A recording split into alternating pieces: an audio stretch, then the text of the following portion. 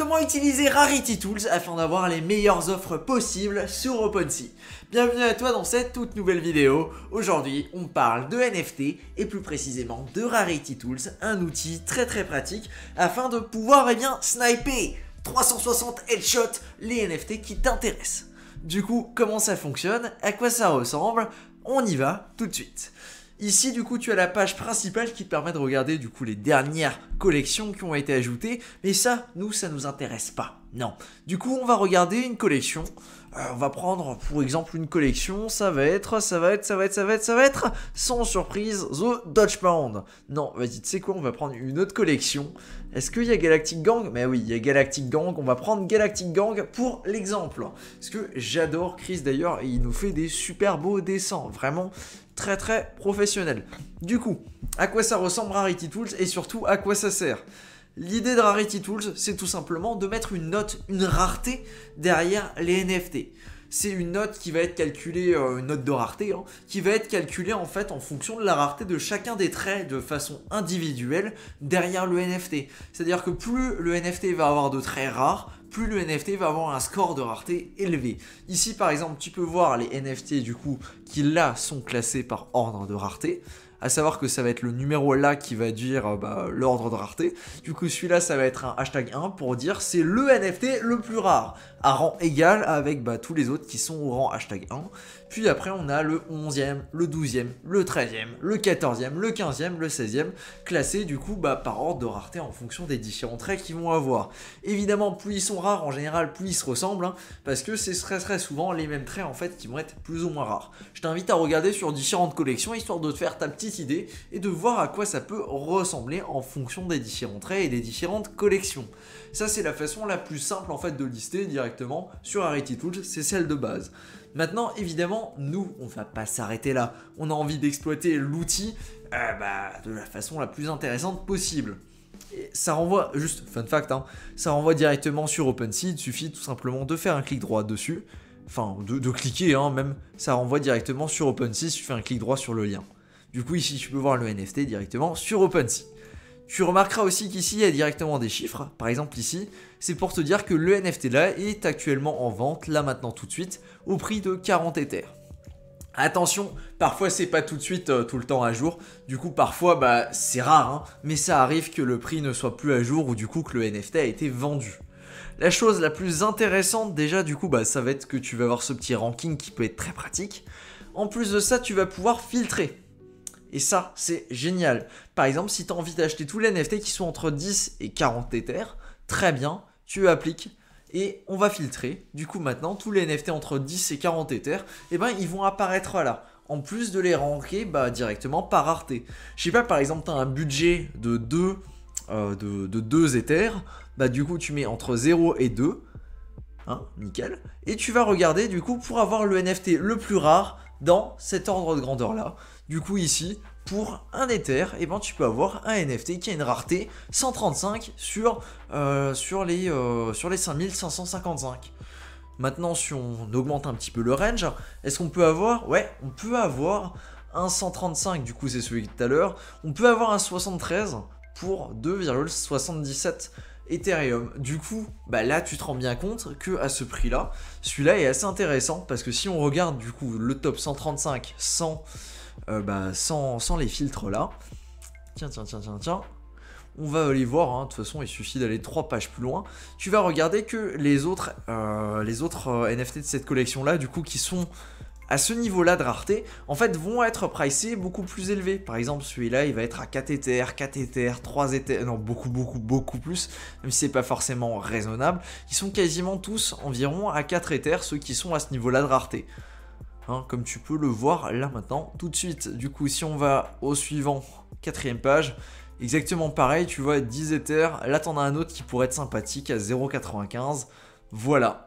Ça, c'est un exemple d'un outil que tu peux utiliser de façon très simple pour retrouver des NFT qui sont rares à des prix totalement abordables. Ça, c'est l'exemple sur la collection là. Évidemment, ça fonctionne sur toutes les collections qui sont listées sur Rarity Tools. Malheureusement, toutes les collections ne sont pas listées dessus. Une autre chose très pratique, c'est que tu peux regarder en fait, par exemple, pour choper la rareté, par exemple entre le rang 1000 et le rang 2000. Du coup, ça va tout simplement t'afficher directement la rareté à partir du rang 1000. Du coup, ici, tu peux voir en fonction de ce qui t'intéresse et tu peux aller choper des trucs plus ou moins intéressants. Ça, c'est plutôt sympathique. Maintenant, on a d'autres choses et c'est là-dessus, en général, sur ces outils-là que je vais plutôt chercher moi. Ça va être, par exemple, d'aller chercher un background particulier. Par exemple, ici, je veux aller choper le background Burst Monochrome. Il va m'afficher tous les NFT qui possèdent ce background-là. Alors du coup, ça a l'air d'être un background assez rare. Maintenant, on va filtrer par prix. Parce que, évidemment, tu peux cliquer pour filtrer par prix.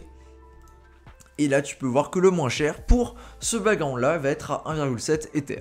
Voilà. C'est une autre façon de filtrer, c'est une autre façon de tomber sur tes choses.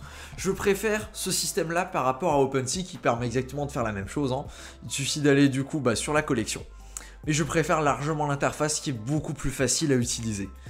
Du coup, d'aller là, d'aller chercher du coup background, d'aller choper monochrome, du coup de le taper, et ensuite d'aller l'afficher. D'ailleurs, il ne nous les affiche pas tous là. Ça m'étonne d'ailleurs qu'il les affiche pas tous, c'est peut-être pas ceux-là. Burst monochrome, tac, tac. Ou alors il doit afficher que ceux, bah oui, il affiche que ceux qui sont dans la rareté qu'on a sélectionné.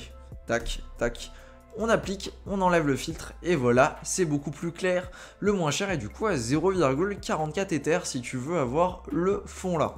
Évidemment, ici, il va t'afficher exactement le même, le 0,55, et ainsi de suite, avec toutes les informations qui peuvent t'intéresser. Voilà, tu l'auras compris, c'est donc un super outil pour arriver à filtrer, en fait, et à trouver le NFT que tu as envie de choper dans une collection. Évidemment, si le reveal n'a pas encore été fait dans une collection, tu vas pas avoir grand chose à voir. Mais peu importe la collection, tu vas pouvoir filtrer, tu vas pouvoir choper les NFT avec les rangs qui t'intéressent. Par exemple, je sais pas, là, on veut choper, allez, hop, entre 0 et 100. Du coup, un Bored Ape Club rare, et on va dire on a un budget entre 150 et 200 Ethers. Et là, tac, il va te proposer quelque chose. Il va te dire, écoute, du coup, ah mince, je sais pas si tu peux filtrer avec les deux en même temps. Si tu peux filtrer avec les deux en même temps. Voilà, du coup, dans ton budget là, tu peux choper les deux là. Voilà, tac. T'as pas besoin de te faire chier à faire ta recherche, à les faire compliquer. Non, c'est tout simple. Tu tapes ta recherche, tu tapes ta requête, tu fais ton filtrage et nickel, nickel. Voilà. C'est pas plus compliqué que ça et c'est ce que j'adore avec cet outil là. Une autre chose qui peut être intéressante, c'est quelque chose qui n'est que très peu utilisé sur d'autres sites et qui n'est tout simplement pas visible sur OpenSea. Ça va être le nombre de traits qui sont appliqués à un NFT. Par exemple ici, on va donc avoir certains NFT qui possèdent seulement 4 traits. C'est-à-dire que quand tu affiches les traits, du coup les propriétés, il va y avoir que 4 traits différents. On va regarder du coup pour celui-là, alors j'ai pas cliqué sur le bon lien, voilà ça va plutôt être celui-là. Ici tu regardes Properties, on a uniquement du coup 4 liens, enfin 4 propriétés, alors que par exemple tu peux filtrer pour aller choper ceux qui en ont 7. C'est également une possibilité, du coup celui-là il va en avoir 7 si tu vas regarder et que tu t'amuses à compter. Voilà, 1, 2, 3, 4, 5, 6, 7. Et ça c'est le Bored Ape Club le plus rare, le #1. Voilà, si jamais ça t'intéresse, il est disponible, pas à l'achat, mais il existe, il est joli. Voilà, tu peux lui faire une offre, on sait jamais. Voilà. Une autre utilité que tu vas trouver à Rarity Tools, ça va être de pouvoir voir les collections qui soit ont lancé récemment, du coup dans Home, là où tu vas voir du coup les collections que eux ont décidé de lister. En général, c'est des collections assez intéressantes qu'ils listent. Ils listent pas des collections totalement random. Du coup, ça peut être assez intéressant de regarder un petit peu qu'est-ce que eux ont listé récemment.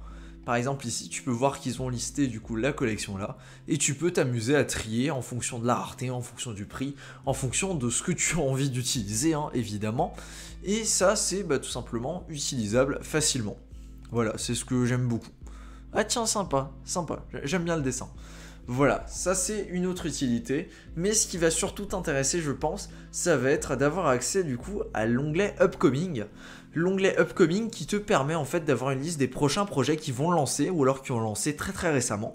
Et ça c'est très pratique. Par exemple si tu cherches des nouveaux projets, tu peux aller dans cette liste là et tu vas pouvoir regarder, du coup on a le projet là qui va minter. Du coup, tu cliques sur le lien, tu peux regarder directement le Twitter ou le Discord, et ça peut être plutôt intéressant en fonction du temps et de ce que tu as envie de faire. Voilà. tout simplement, si tu as envie d'avoir un coup d'avance, tu peux aller là-dessus et avoir des informations sur différents projets qui risquent de lancer dans les prochains jours ou qui ont même déjà lancé il n'y a pas longtemps du tout. Chose que je trouve très très propre. Ici tu vas voir du coup ceux-là sont marqués comme yesterday. Par exemple là tu vas en avoir des pour aujourd'hui, et si tu descends un petit peu plus bas tu vas voir du coup les ventes pour aujourd'hui et tu vas avoir les ventes pour d'autres jours. Ça fonctionne comme ça pour une raison toute simple, on n'a pas tous le même fuseau horaire, du coup aujourd'hui, hier, ça se confond un petit peu si t'es français, anglais, américain ou australien. Voilà, du coup je pense que j'ai un petit peu fait le tour de ce qu'on peut faire avec cet outil là. Évidemment il y a beaucoup de possibilités, il y a beaucoup de choses que tu peux faire. Ça, il revient juste à toi de t'amuser en fait à regarder avec les différentes propriétés et de regarder en fait ce qui va t'intéresser. Voilà, je pense avoir fait le tour. En tout cas je te remercie de ton attention sur cette vidéo et sur ce je te dis à la prochaine pour une prochaine vidéo. Ciao.